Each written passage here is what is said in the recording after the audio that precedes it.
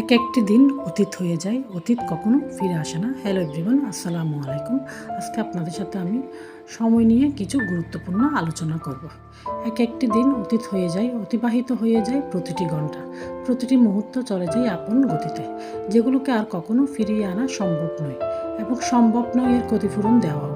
আচ্ছা বলো তো, কখনো কি পেরেছো ঘড়ির কাঁটাকে পেছনে ফিরিয়ে আনতে, যাতে তোমার অতিবাহিত খারাপ সময়কে ভালো দ্বারা পূর্ণ করে নিতে পারো? তাহলে শুনো হাসান বসরি রাদিয়াল্লাহু এর ওসিয়ত। আদম সন্তানের অতিবাহিত প্রতিটি দিন অতীত হয়ে থাকে আর বলতে থাকে, হে আদম সন্তান, আমি নতুন একটি দিন, আজ তোমার প্রতিটি কৃতকর্মের সাক্ষী আমি। তোমার কাছ থেকে চলে গেলে আর কখনো ফিরে আসবো না। তাই পরকালের জন্য সাধ্যমতো যতটুকু পারো আমল করে নাও। তোমার ইচ্ছে হলে বিলম্ব করতে পারো, তবে মনে রেখো, আমি তোমার কাছে আর কখনো ফিরে আসবো না। সময়ের এমন কিছু বৈশিষ্ট্য আছে যেগুলো অন্য কিছুর মাঝে নেই। এর প্রত্যেকটি তোমাকে সময়ের মহামূল্য ও যত্নের কথা বুঝিয়ে দেয়।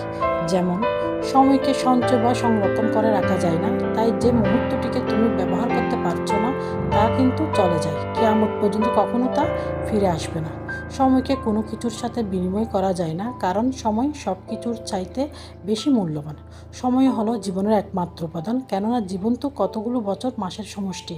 যে মাস ও বছরগুলো এক একটি মুহূর্ত, এক একটি ঘন্টা থেকে সৃষ্টি হয়। তাই সময়কে কাজে লাগান। আল্লাহ হাফেজ।